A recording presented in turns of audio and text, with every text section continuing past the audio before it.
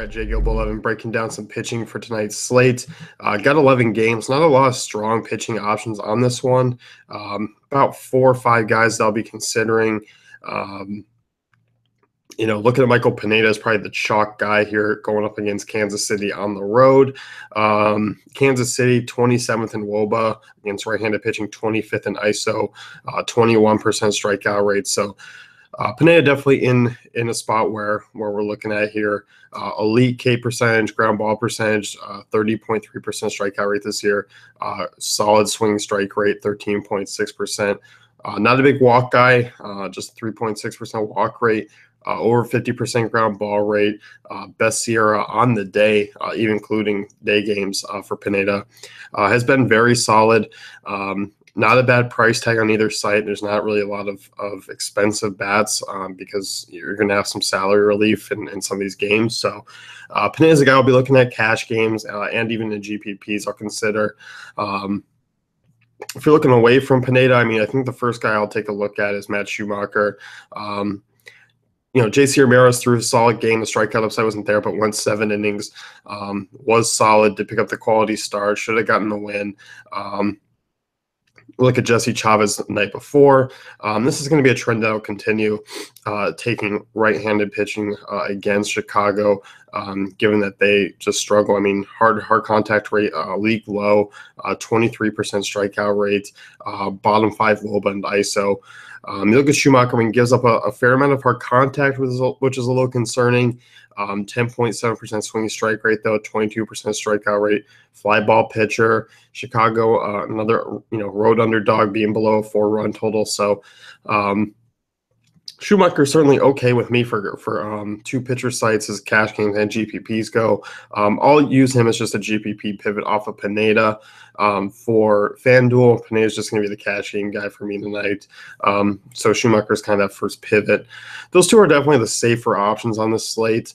If we're looking elsewhere, Mike Foltynewicz, I have some interest in. Toronto will lose the DH. SunTrust, it's not a huge upgrade or downgrade. It's been pretty neutral so far this season. But you look at Foltynewicz, yes, he's had a couple games where he struggled.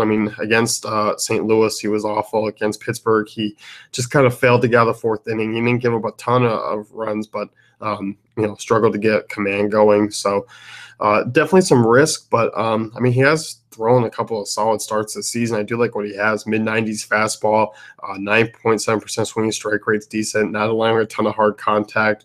Might be a little unlucky in the home run department, but Toronto ranks 21st in ISO against right-handed pitching. Strikeout rate has dropped for Toronto. Not a huge strikeout team, but 21% is not bad either. 25th in WOBA. So look at Foltynewicz as a solid GPP swerve off of those names if you're building multiple lineups at a cheaper price tag. I'll definitely consider him. Ulish Chassin, not a guy I expected to talk about this season, but here we are. Look at what he's done this year. He's always kind of had severe home road splits, which makes sense because he's played in Pittsburgh and Los Angeles. And we look at last year, 268 WOBA when at home with a 3.52 ERA. Definitely fairly solid pitch in those ballparks. This year has been pretty similar so far. 194 WOBA, ERA under 1, which you don't expect that to continue. Home runs, the home runs per 9 drop at an outstanding rate, 3.12 FIP compared to 5.86 at home. And it's not like he's playing cupcake opponents at home. Has played the Dodgers, Giants, and Diamondbacks, yet he faced on the road and struggled. So he's dominated those teams at home. Hard contact rate drops 35.2% to 14.6% at home. Given that Milwaukee missing Ryan Braun, might be without Travis Shaw again. Eric Thames questionable. So this is definitely a lineup that could be weakened.